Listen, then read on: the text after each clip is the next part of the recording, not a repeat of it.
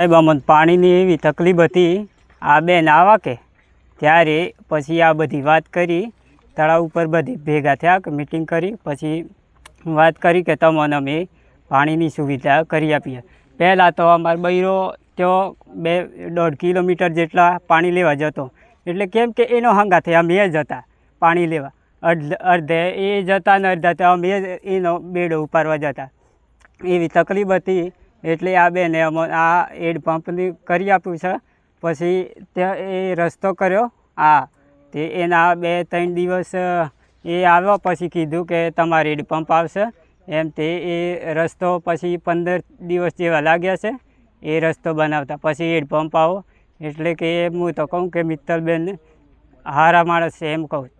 પાણીની અમને એટલી સુવિધા કરી આપી એટલે કે અમારે દૂર દૂર સુધી પાણી લેવા જવું ના પડે કે, એટલે કે અમે બધા ખુશી થઈ ગઈ પાણી માટે. તરાવ કનું મસરૂ છું, મારા સાસરીમાં આવું છું.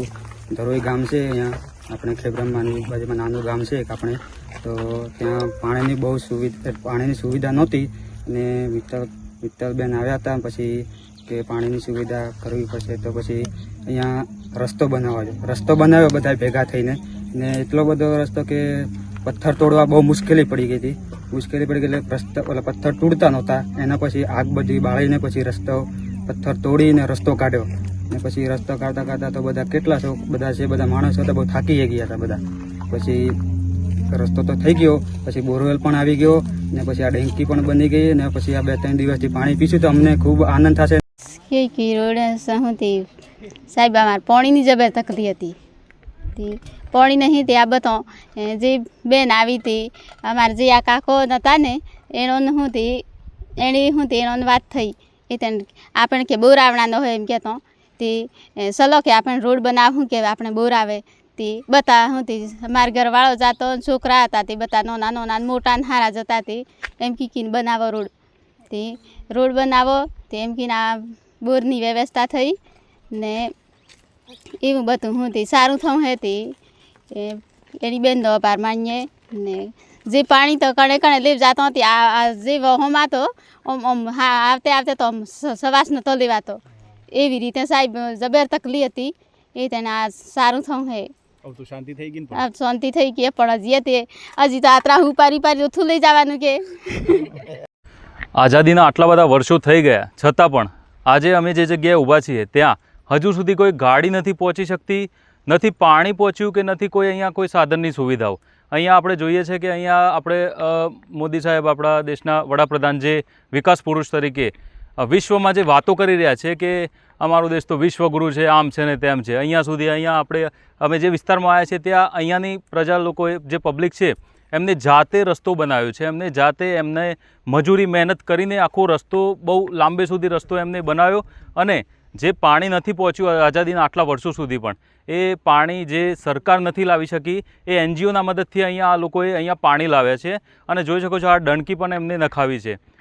બહુ બધા મોટી વાતો થતી હોય છે કે અમે આ કરી દીધું, તે કરી દીધું, પણ હજી સુધી આપણા દેશમાં, અને એ પણ ગુજરાતમાં, અને એક નાનકડું ગામ છે ખેડબ્રહ્માનું, ત્યાં હજુ સુધી પાણી નથી આવ્યું. અહીંયા પાણી માટે લોકો વલખા મારી રહ્યા છે. અહીંયા કોઈ સુવિધા નથી. શિક્ષણ પણ અહીંયા જોવા નથી મળતું. અહીંયા જ્યારે કોઈ બીમાર પડે તો અહીંયા એમ્બ્યુલન્સ કઈ રીતના આવે, રસ્તો જ નથી તો કઈ રીતના એમ્બ્યુલન્સ આવે.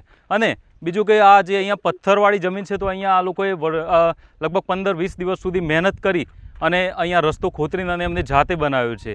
એ અહીંયા જોવા જેવી બાબત છે એમ. અને અહીંયા આ લોકોને ધન્યવાદને પાત્ર છે કે એ જાતે મહેનત કરીને એમને આ રસ્તો બનાવ્યો. અને આ વિષય જે છે સરકાર માટે બિલકુલ શરમજનક બાબત છે. અને અહીંયા આ બાબતે ધ્યાન દોરવું જોઈએ. પાણી અહીંથી મળીને પેલા ટાવર સુધી, ત્યાંથી પેશન્ટ ત્યાંથી ભરીને લાવતા. પછી અહીંથી અમારું કુદરતી પાણી આ એક વગેરે હતું, ત્યાંથી ભરી લાવતા. તળાવ બધા કેર, પછી તળાવનું પીએ સાહેબ. તે આ પાણી બાબતે તમે કોઈને રજૂઆત કરી હતી? રજૂઆત ઘણોને કરી સાહેબ. બરાબર કે રમીલા બારાને કરી, અશ્વિન કોટવાળને કરી. તો શાળા તો અમારે છે લગભગ 4 કિલોમીટર 3 કિલોમીટર બરાબર કે. તો એટલે આ તો મોટા માણસો તો આવીને જોઈને હા એનું થઈ જશે, પણ કોઈ કરી આલો નહીં સાહેબ. ને આ તળાવનું પાણી પીતા નહીં. આ બેન આવતી બેનને જોઈને કે આ તળાવનું પાણી પીએ છે બહિરોને બધા, આવું કરી અને પછી આ બેને કે આ રસ્તો કરીએ ને આ જાતેથી અમારે 50 વર્ષ થઈ ગયું આ જાતે ખોદી ખોદી રસ્તો કરીને અમે હેડીએ એમાં આ એમ કરી કરીને તે રસ્તો હાલ જાય આ ચોમાસું ઉપર રહી જાય તો આ અમે તે ઉતરી તો શકતા નહીં સાહેબ ઉતરીએ નહીં શકતા બરાબર કે તો અહીંથી થઈને પેલા ડુંગરા પાછળ થઈને પેલી બાજુ જઈએ ત્યારે આવીએ વેપાર લઈ જઈએ તો દુકાને જાઉં તો શું જાઉં આટલું બધું મને સાહેબ રોડ બનાવતા કેટલા સમય લાગ્યા હતા રોડ બનાવતે તો સાહેબ આ ચાલુ કરો હતી વરી તો ભાઈ જાય વરી કરીએ ને એમ બરાબર કે તે આ બધી રજૂઆત કરી કોઈ આ બધાની વાત તમારા જેવાને મળે તે આ વરી હેડપંપ કરી આલા હતી વરી સારું હે સાહેબ તે સરકારી મદદ નથી કરી તમારી કોઈ સાહેબ મદદ નહીં કરી આ કરતા હે બરાબર કે પણ આમાં હોતી તો આવે જ ને આવશે અમે આવા વખતે આ બોર આવે એમ કરીને કંઈક મસ્કો સાહેબ રસ્તા કરા આ બાજુથી જોજવા પાણીથી આ પેલા ડુંગરાથી રસ્તો કરે અહીં લાવવા તમારો બોર આવશે વરી ચોમાસું આવે તો વહી ગયો એટલે તમારો બોર કે જતો રહો કે વરસાદ પડો એટલે કે ના થાય અમે તરહોને મરી જાવ સાહેબ શું નામ તમારું કાળુભાઈ રૂપાભાઈ અમે પાણીની કેવી તકલીફ હતી તે જો સાહેબ અમોન આતરા હો અમે દોરીને વોગ આવતે ને અમે અણે બોરે જઈ શકતો આ રોડની પરની બાજુ હે એને બોરે જતો તો ડંખીએ તો એ લઈને આવી શકતો એ હો છૂટી જતો તે બધો ટાવેરે જતો ટાવેર હું પાણી લાવતો ત્યારે અમે પીતો તે અમારે દુઃખ હતું એ બેનને મિત્તલબેન આવી તળાવ જોવા તે એ પાણીનો પુરવઠો આ બેન અમોન કંઈક ને કંઈક તો અમને સુવિધા કરી આલે એમ કરીને એની બેન જોડે અમે સાઈ બોલો બેને કહું કે ખરેખર કે અણો લોકોને કે જબર દુખી હે કે અણોને કોઈક કરી આલવું ઉપર હે કે બાપરો કે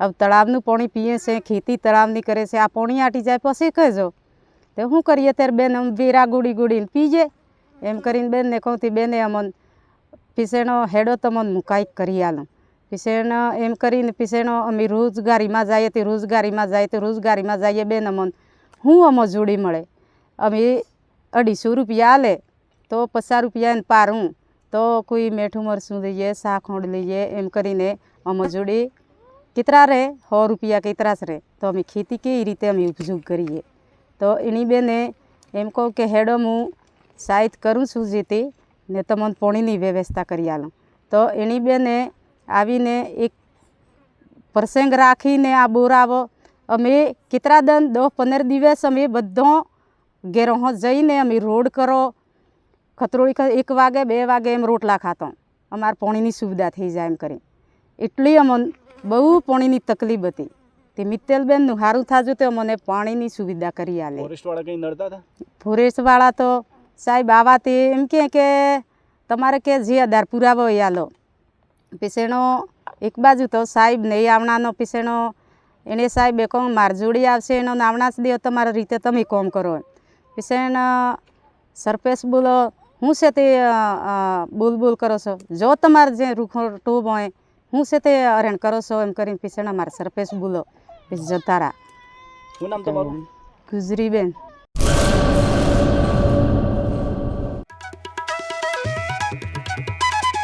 ઓમ સાઈ દાડમ નર્સરી સરકાર માન્ય નર્સરી બાગાયત ખેતી કરતા ખેડૂતો માટે ખુશખબર દાડમની ખેતી માટે ઉત્તમ છોડ મેળવવાનું સ્થળ એટલે ઓમ સાઈ દાડમ નર્સરી દાડમના સિંદૂરી ભગવા અને સુપર ભગવા છોડ હાજર સ્ટોકમાં સારી ગુણવત્તાના બિયારણમાંથી તૈયાર કરવામાં આવેલા દાડમના છોડ મેળવવા અવશ્ય એકવાર મુલાકાત કરો કચ્છ ગુજરાતમાં કોઈ પણ સ્થળે ડિલિવરી કરી આપવામાં આવશે ઓમ સાઈ નર્સરી અસ્તગામ તાલુકો રાહાતા જિલ્લો અહમદનગર મહારાષ્ટ્ર સંપર્ક જિગ્નેશ સેંગાણી 8469693569 તેમજ 9998526368 અર્પિત પટેલ 7041389359 તેમજ 9586383685